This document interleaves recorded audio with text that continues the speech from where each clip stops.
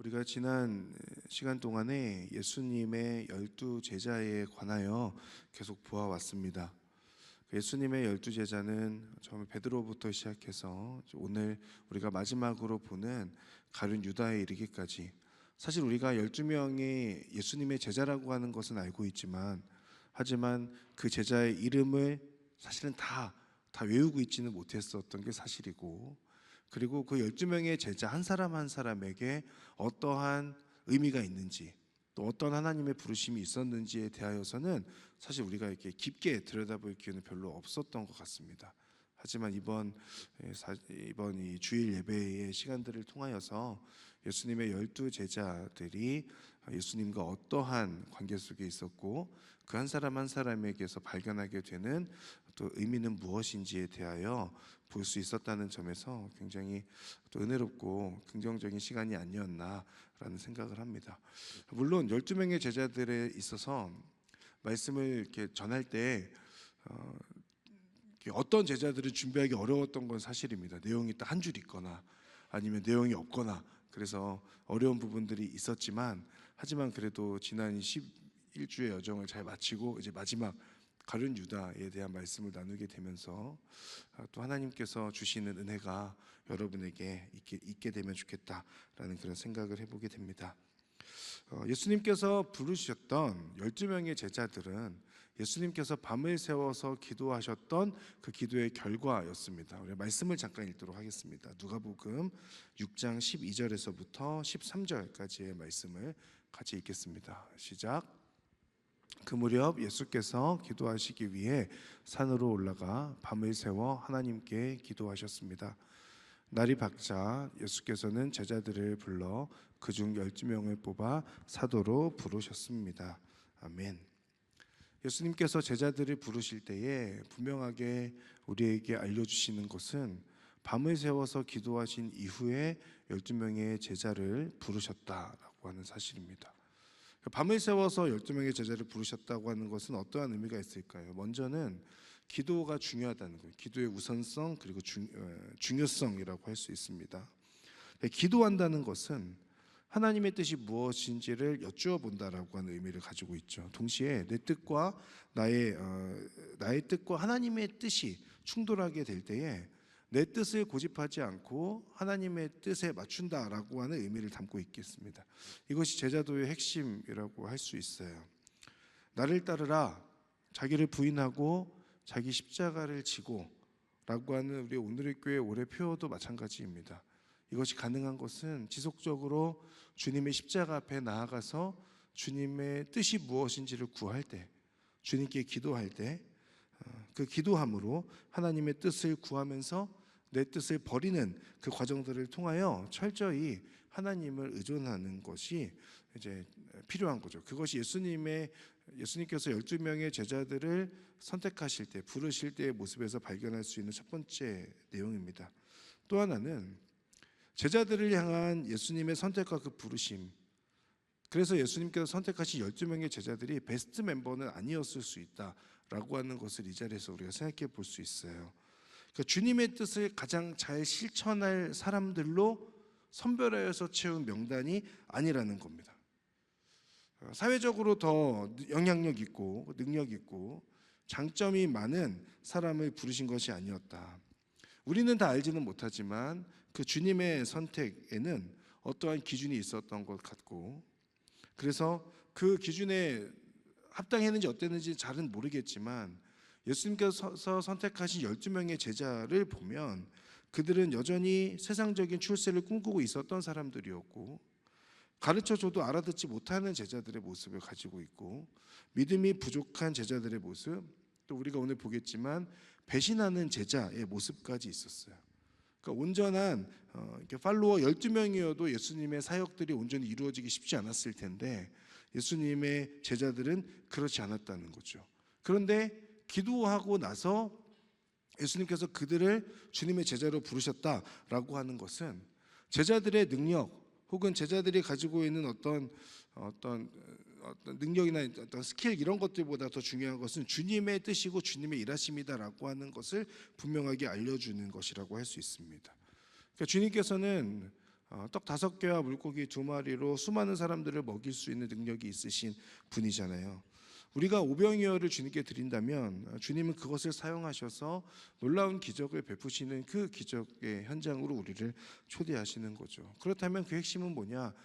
우리가 가지고 있는 어떤 능력이 아니라 순종, 능력이 아닌 순종을 통하여 주님께서 일하여 주실 때에 그 놀라운 일들이 일어나게 된다라고 하는 것. 그렇기 때문에 제자들의 모습이 완전히 베스트 멤버는 아니었다고 할지라도 주님께서는 기도하는 시간들을 통하여서 내가 이들을 선택하고 이들을 통해 하나님의 뜻을 드러내겠다라고 하는 그 의미가 담겨 있다고 할 수 있겠습니다. 또 하나, 우리가 지난 시간들 동안에 계속 보았는데 이 12명의 제자들이 원팀을 이루기에도 좋은 구성은 아니었다는 것 이미 여러 번 나눴습니다. 12명의 제자들 대부분이 갈릴리 지역에서 활동하던 사람들이었지만 직업이 그래도 여러 개가 있었죠. 어부도 있었고 세리도 있었고 누군가는 열심 당원이라고 하는 그런 사람들도 있었고 또 직업을 알 수는 없지만 오늘 가룟 유다처럼 돈을 뒤로 챙기는 그런 제자도 있었습니다.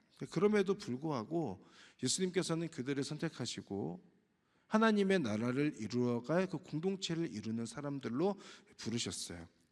복음서를 보면 12명의 제자들은 여전히 불안해 보이고 하나가 되지 못하는 모습들입니다. 그들은 여전히 자신이 더 빛나기를 원했어요.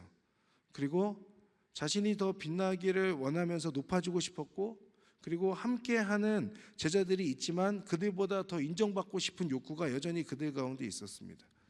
주님과 동일한 마음으로 하나의 팀으로서 동역하고 사역하지 않았고 자신들의 욕심을 숨겨둔 채 주님과 함께했던 사람들이었습니다.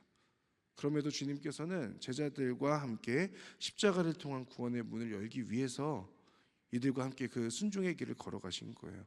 밤을 새워서 이들을 기도하시고 이들을 세우셨다라고 하는 것은 이들이 혹여나 부족한 모습이 있다고 할지라도 내가 선택하게 되는 12명의 제자들을 통하여서 더 이들의 모습만으로 더 놀라운 일을 펼치지 못한다고 하더라도 주님께서는 그것들을 다 끌어안으시고자 하는 마음으로 밤을 새워서 기도하시고 12명의 제자를 부르셨다라고 하는 겁니다. 그러니 밤을 새워서 기도하신 주님의 그 기도 안에는 하나님께 순종하고자 하는 것 그리고 제자들을 사랑하는 마음 그리고 하나님의 능력을 온전히 의지하고자 하는 그 마음이 예수님께 있었던 거죠. 제자들을 선택하기 전 주님께서 하신 기도의 시간은 이처럼 다양한 배경의 사람들, 부족하고 자격 없는 자들과 함께하는 수고를 기꺼이 해내겠다고 하는 의지적 결단의 시간이었던 동시에 하나님의 은혜를 구하는 시간이었습니다. 사실 우리의 부르심도 이와 동일하죠. 능력과 자격이 있어서 주님의 선택을 받은 사람들은 이 자리에 아무도 없어요. 능력과 자격이 있어서 부름받은 것이 아니라 그저 주님의 은혜로 주님의 선택하심으로 우리가 부름받았다라고 하는 것을 이 제자들이 선택받아서 부름받았던 그 모습에서부터 먼저 우리가 깨닫게 될 수 있는 겁니다. 그러면 우리는 주님 앞에서 더욱더 엎드릴 수 있고 주님의 은혜에 감사할 수 있고 주님을 더욱더 의지하는 사람들이 될 수 있는 거죠. 이런 제자들의 모습 안에 어떤 정점에 있는 인물이 저는 가룟 유다라고 생각해요. 가룟 유다라고 하는 이 사람, 우리가 오늘 이제 마지막으로 이 사람에 대해서 볼 텐데 그는 12명의 제자들 중에서 유일하게 갈릴리 출신이 아닌 사람이었습니다. 어떤 과정으로 그가 선택되어서 12명의 제자 안에 들어가게 되었는지까지는 알지 못하지만 하지만 그의 출신은 유대 남부의 어느 한 도시였고 그리고 유일하게 다른 출신의 사람이다 보니까 어떤 사람들은 어떤 학자들은 12명의 제자들 안에서 유일하게 다른 출신이어서 하나 되기가 어려웠을 것이다 라고 그렇게 보기도 하더라고요. 11명의 제자들과 조금은 친밀함이 덜했을 수 있다. 그는 제자들 안에서 돈주머니, 돈괴를 맡은 사람이었습니다. 회계를 담당한 거죠.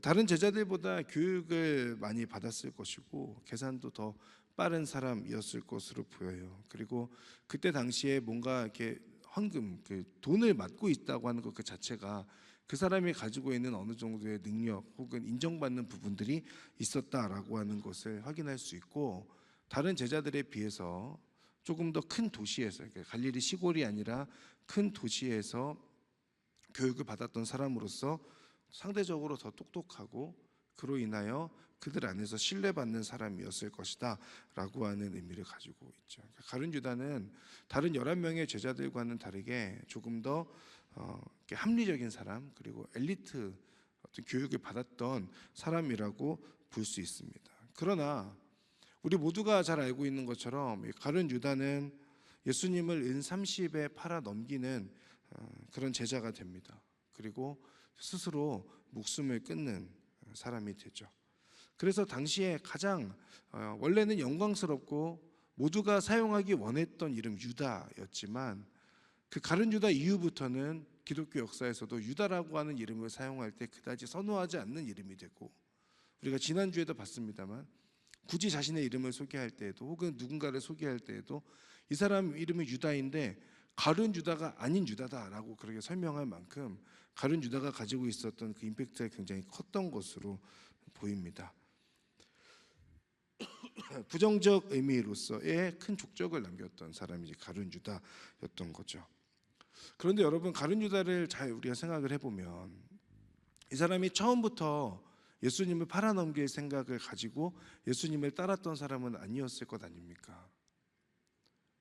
처음에 예수님을 따랐을 때부터 내가 내가 따르는 이 자를 통하여서 내가 이득을 취할 것이다 라는 생각으로 예수님을 따르지 않았겠죠. 가룟 유다도 다른 제자들과 동일하게 그동안의 자신의 삶을 버리고 주님을 쫓아갔던 자였어요. 그런데 그 12명 안에서 가룟 유다가 활동하면서 왜 그의 마지막은 다른 제자들은 그저 부인하는 정도로 끝났다면 가룟 유다는 예수님을 팔아 넘기는 역할까지, 그런 일들까지 하게 된 걸까? 그도 3년 동안 예수님을 따라다니면서 예수님으로부터 많은 가르침을 받았고 또한 기적을 경험했던 사람이었습니다.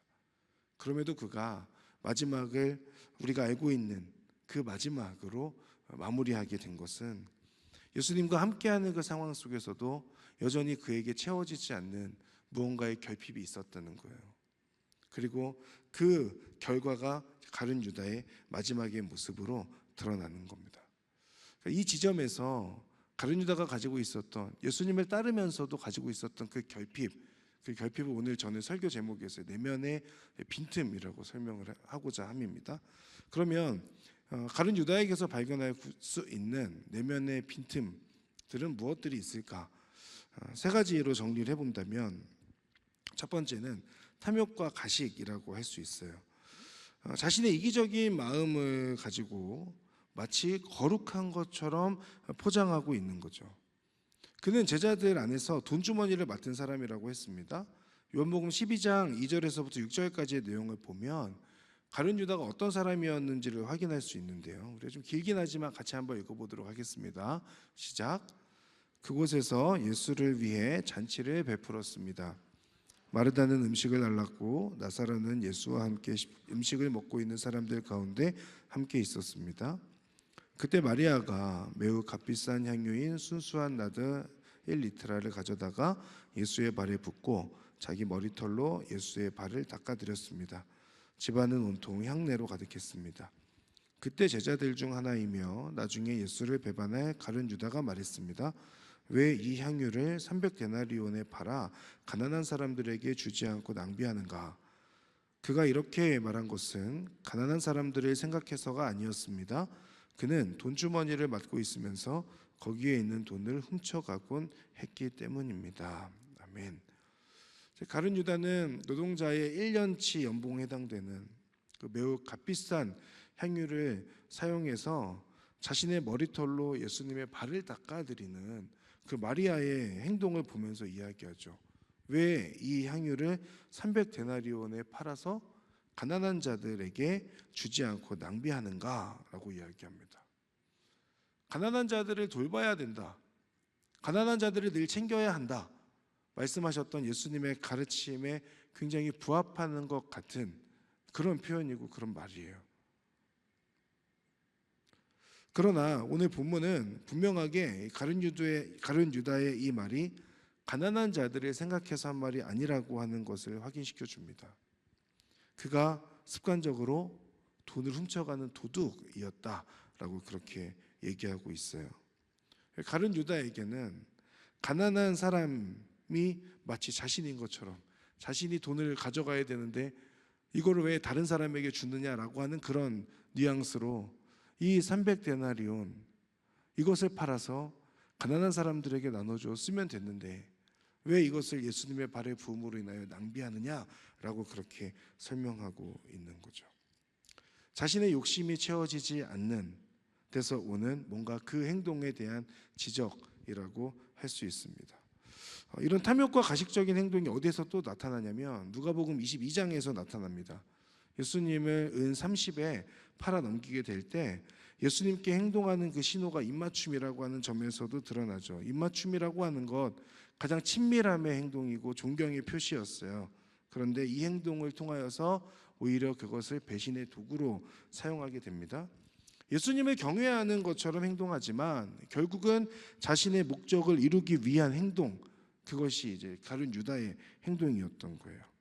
그러니까 지금 가룟 유다는 마치 주님의 뜻대로, 그리고 주님을 사랑하는 것처럼 행동하고 있지만 예수님께서 가르쳐 주신 대로 이것이 맞다라고 설명하는 것처럼 보이지만, 그러나 실상은 자신의 욕심을 채우는 탐욕스러운 그런 마음에서부터 오는 그런 행동, 주님을 위한다라고 하는 거짓, 거룩, 위선과 가식으로 가득한 모습이라고 할 수 있습니다. 그런데 이 가룟 유다 행동을 보면서 말을 보면서 우리 안에 불편함으로 다가오는 것은 우리의 모습도 크게 다르지 않기 때문은 아닐까라는 생각이 듭니다. 주님을 사랑하고 주님이 나의 전부라고 이야기하고 고백하지만 정작 주님은 뒷전에 계신 것, 주님을 섬기고 주님을 위한 헌신이라고 말은 하지만 사실은 그 안에 내가 더 드러나고 싶은 그런 뭔가 이렇게 거룩함으로 포장해 놓은 욕심과 탐욕이 우리 안에 있는 것은 아닌가. 사람들 앞에서 주님을 더 사랑하는 자로, 주님을 위해서 더 헌신하는 자로 그렇게 인정받고 싶은 그런 욕망이 우리 안에 있는 것은 아닌가. 주님, 제가 이렇게까지 섬기고 있는데 저에게 이 정도는 보상해 주셔야 하는 것 아닙니까? 라고 하는 그 마음이 우리 안에 있는 것은 아닌가라는 생각이죠. 이와 같은 탐욕과 빈틈, 이 가식의 빈틈이 여러분 안에 자리 잡고 있지는 않습니까? 그렇다면 이것을 어떻게 해결할 수 있을까요? 하나님 앞에서 나 자신을 직면하고 인정하고 투명하게 주님 앞에 나아가는 것이 우리 안에 필요하겠죠. 내 안에 욕망이 있을 수밖에 없잖아요. 주님께 나의 그 욕망을 들키는 것은 부끄럽고 수치스럽다고 생각하여서 마치 아닌 것처럼 행동하고 괜찮은 것처럼 기도하고 이 정도면은 괜찮은 그리스도인이 아닌가라는 어떤 그런 생각에서부터 오는 행동으로 주님께도 동일하게 대하고 있는 것은 아닌가. 주님이 보실 때 얼마나 웃길까요? 주님은 우리의 내면을 다 꿰뚫어 보고 계신데, 그런데 우리는 마치 아닌 것처럼 방어막을 치고 스스로 감추고, 그러면서 주님 앞에서 혹은 사람들 앞에서는 마치 괜찮은 그리스도인인 것처럼 그렇게 나의 욕심을 딱 버려두고 가식적인 모습으로 주님을 대하고 있는 것은 아닌가라고 하는 그 생각이, 그런 모습이 우리 안에 있지는 않은가라는 우리 스스로의 체크해 볼 부분이 있지 않은가 싶습니다. 우리가 주님 앞에 나아갈 때 우리의 회복의 시작점은 뭐냐? 나의 마음속에 있는 욕망과 욕심 그대로 주님께 가져가는 것. 하나님, 제가 주님을 사랑하지만 그러나 저에게는 이런 욕망과 이런 욕심도 있습니다. 하나님 앞에 제가 이런 욕심을 갖고 있는 것 솔직하게 주님께 내어놓고, 주님 저를 도와주십시오. 저에게 있는 이 탐욕들을 없애주십시오. 어떤 가식적인 부분이 아니라 진심으로 주님을 사랑하고 주님께 대하는 자가 되게 해주십시오 라고 그렇게 기도하는 것, 그것이 온전한 제자도를 회복하는 첫 번째 길이겠다라는 생각이 들었어요. 가룟 유다에게서 발견하는 두 번째 빈틈은 뭐냐? 실망과 불신의 모습입니다. 유다는 다른 제자들과 동일하게 예수님이 로마를 정복할 거라고 생각했어요. 그리고 로마로부터 우리 나라를 회복시키실 정치적인 메시아로 기대했습니다. 그러면 자신도 어느 정도 한 자리를 차지할 수 있겠다라고 생각했던 것 같아요. 그런데 주님은 계속해서 내가 메시아라고 하는 것을 드러내면 안 된다라고 말씀하시죠. 그리고 더 나아가서 계속해서 주님께서 하시는 말씀은 내가 십자가에서 죽을 거야, 곧 죽을 거야 라고 그렇게 말씀하세요. 반복적으로 그것을 말씀하시니까 가룟 유다 안에는 계속된 뭔가 이렇게 마음속에 이게 불만이 생기는 거예요. 분명히 내가 따라가는 그 주님은, 예수님이라고 하는 저분은 내가 봤을 때는 이 세상을 바꾸실 수 있는 그런 메시아이신데 왜 자꾸 죽는다고 말씀하시지? 예수님이 메시아라고 하는 것을 더 드러내어야 할 것 같은데 왜 드러내지 말라고 말씀하시지? 라고 계속해서 이 가룟 유다 안에는 그 생각들이 있었던 거죠. 그로 인하여서 유다가 가지고 있었던 생각은 실망이었을 것이고 불신이었을 거예요. 그 불신과 실망의 그 마음들이 결국은 점점 그 마음에 들어왔던 그 불신이, 실망감이 점점점 그 틈이 이제 벌어지게 되는 거예요. 자, 마태복음 26장의 마지막 만찬을 하실 때의 장면을 보면 20절부터 25절까지의 내용인데 좀 길긴 하지만 잘 안 보이는군요. 저녁이 되자 예수께서 12제자와 함께 식탁에 앉아 계셨을 때 예수님께서 말씀하세요. 너희 중 하나가 나를 배반할 거야. 그때 제자들이 말합니다. 주여 저는 아니겠죠? 라고 얘기해요. 그때 예수님께서 대답합니다. 나와 함께 그릇에 손을 얹는 사람이 나를 배반할 거다. 그리고 그 사람에게 저주가 있을 것이다. 차라리 태어나지 않는 게 좋았을 것이다. 나았을 것이다. 그때 유다가 말하죠. 랍비여 저는 아니겠죠? 라고 그렇게 말하고 있습니다. 예수님께서 너가 말했다라고 말씀하신 이 장면인데, 예수님께서 제자들에게 너희들 중 하나가 나를 배반할 것이다 라고 말했을 때 제자들은 큰 슬픔에 잠겨서 주여 저는 아니죠 라고 얘기했습니다. 하지만 가룟 유다는 여기서 이야기하기를 랍비여 저는 아니겠죠 라고 그렇게 말하는 장면이 나옵니다. 제자들에게 있어서 예수님이 주님이었다고 한다면 가룟 유다에게 있어서 예수님은 주님보다는 랍비, 선생님이었던 거죠. 그러나 아마도 가룟 유다도 제자들이 그렇게 주님께 주님 저는 아니죠 라고 얘기할 때 가룟 유다도 아마 편승해서 그 주님 저는 아니겠죠 라고 말하는 그 무리 가운데 껴있었을지 몰라요. 하지만 본인이 나중에 다시 한번 묻게 될 때는 본인의 속마음이 어느 정도 드러나는 거죠. 랍비여 저는 아니겠죠 라고 하는 것.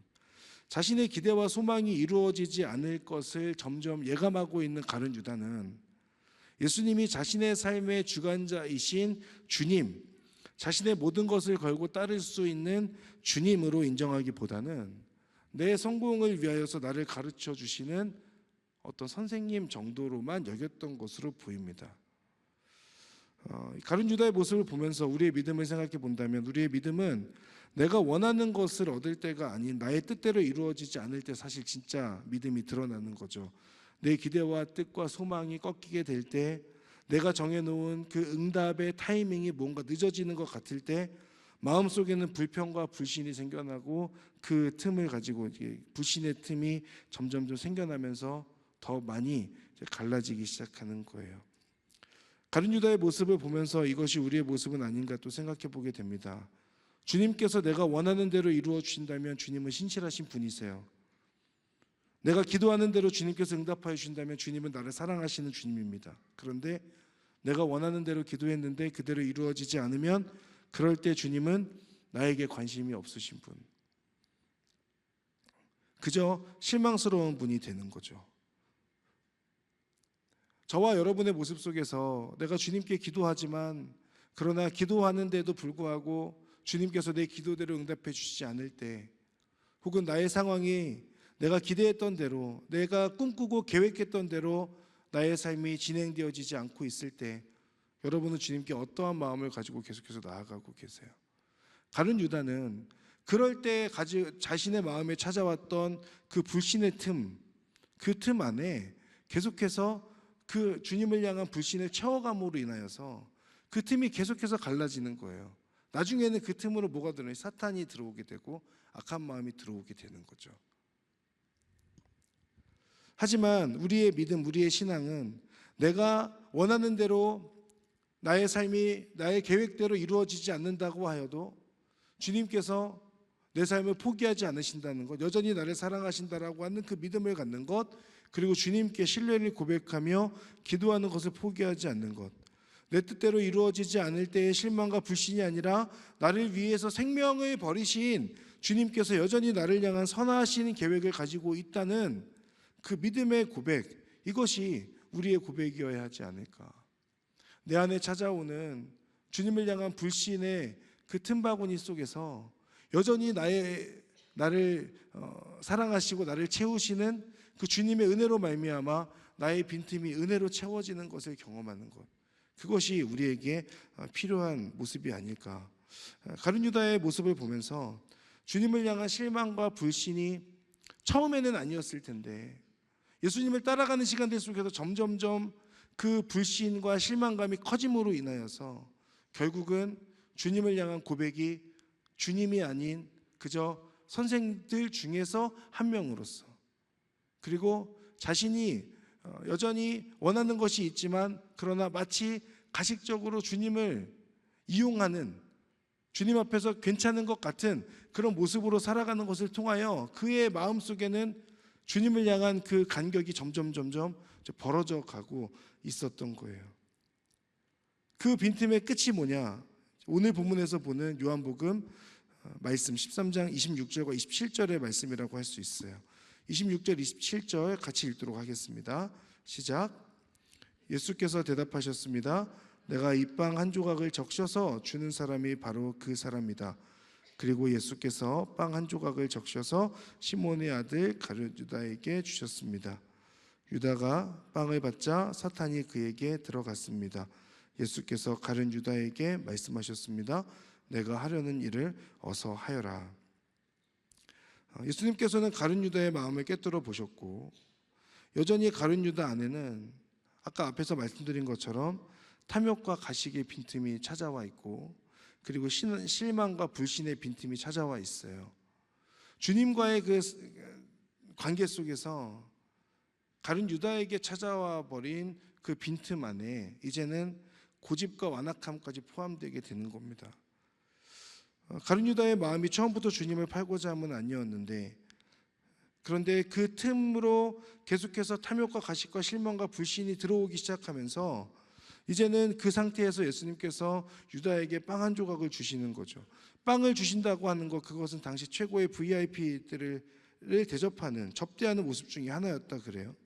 그러나 유다는 자세히 오늘 본문을 쭉 읽어보면 그 빵을 먹지 않습니다. 그저 그 빵을 받아들이고 나갔다 그래요. 예수님의 손길을 뿌리치는 모습이라고 할 수 있죠. 그로 인해 유다에게 있었던 내면의 빈틈에 사탄이 파고 들어간다라고 오늘 본문에 설명하고 있습니다.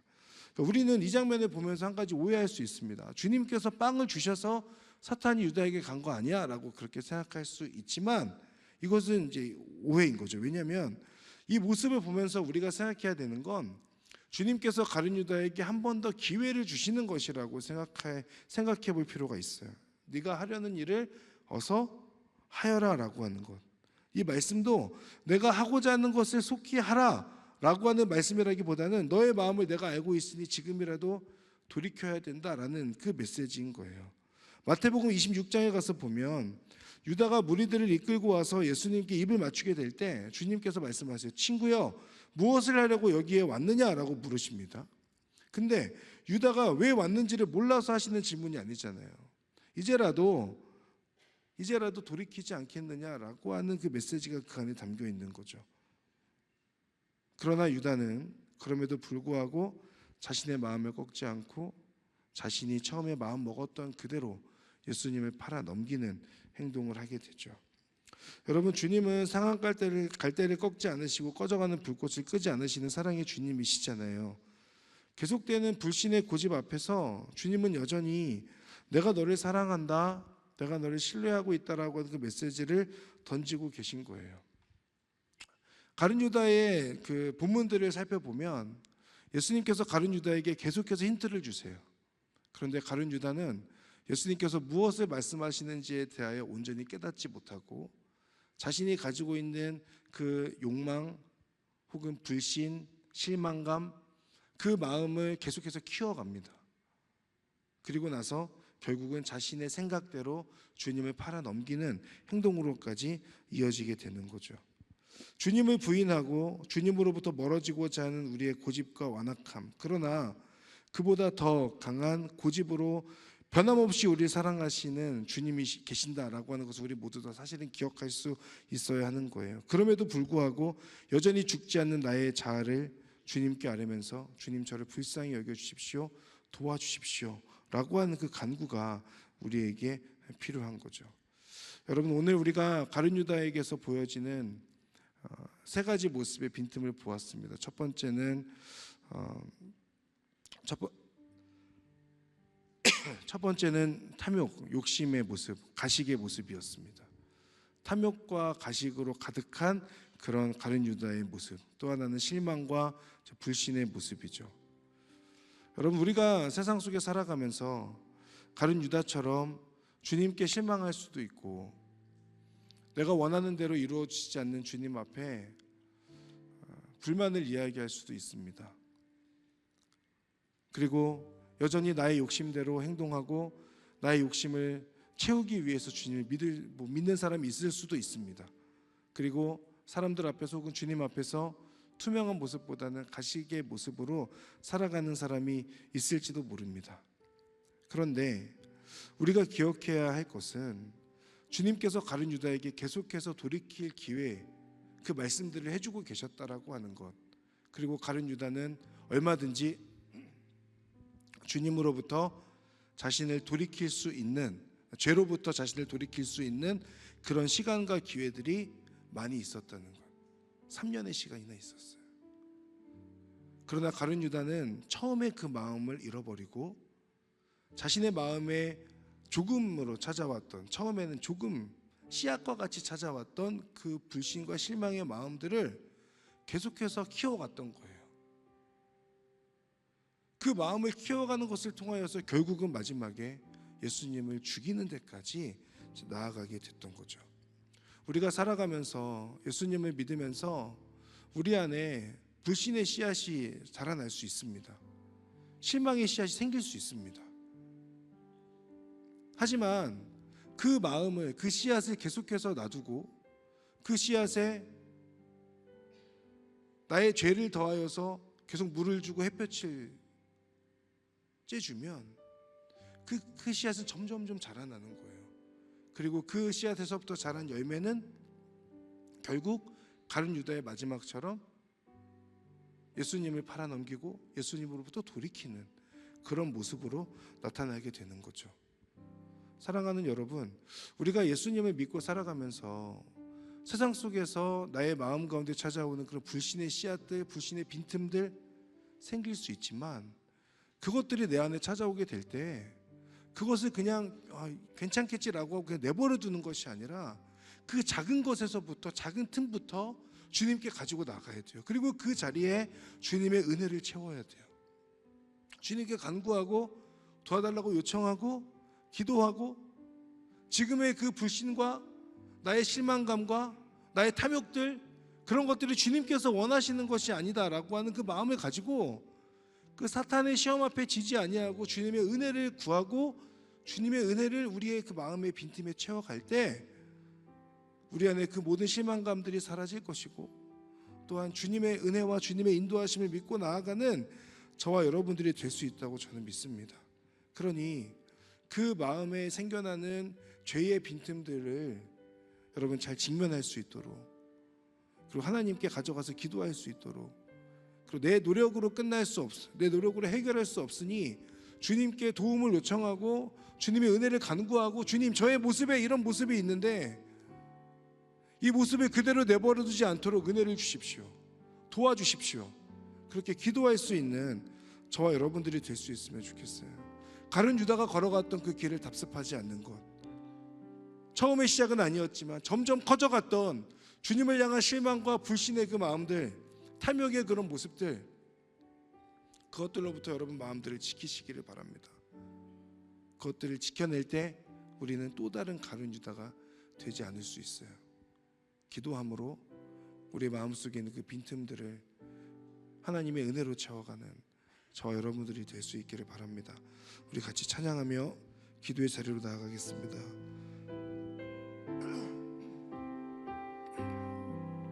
빛으로 임하신 주, 빛으로 임하신 주, 나의 어둠을 비추시네. 내 안에 연약함 모두 씻어주시고 나를 귀히 여기사 안으시네. 내 삶에 임하신 주, 내 삶에 임하신 주, 모든 두려움 덮으시네. 주 나의 모든 것 주님만 의지하리. 눈을 들어 주님만 바라보리. 주님을 예배하는 것, 주님을 기뻐하는 것, 나의 맘과 뜻 다해 주님 더 알기 원하네. 주님을 사랑하는 것, 주님을 갈망하는 것, 나의 유일한 소망. 우리 한 번 더 처음부터 찬양하겠습니다. 빛으로 임하신 주, 빛으로 임하신 주, 나의 어둠을 비추시네. 내 안에 연약함 모두 씻어주시고 나를 귀히 여기사 안으시네. 내 삶에 임하신 주, 내 삶에 임하신 주, 모든 두려움 덮으시네. 주 나의 모든 것 주님만 의지하리. 눈을 들어 주님만 바라보리. 주님을 예배하는 것, 주님을 기뻐하는 것, 나의 마음과 뜻 다해 주님 더 알기 원하네. 주님을 사랑하는 것, 주님을 갈망하는 것, 나의 유일한 소망.